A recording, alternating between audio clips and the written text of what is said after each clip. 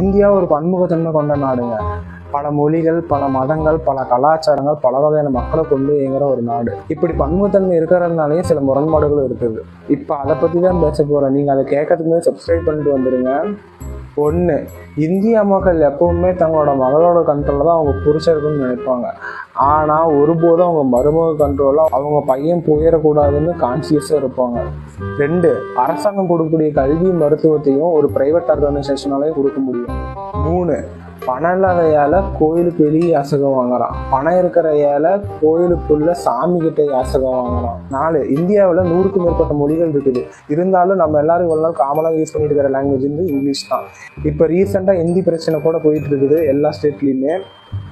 ஆனால் எல்லா மாநில மக்களும் ஹிந்தி தெரியாது போடான்னு தான் சொல்கிறாங்களே தவிர ஹிந்தி கற்றுக்க மாட்டோம் போடான்னு யாருமே சொல்கிறது இல்லை.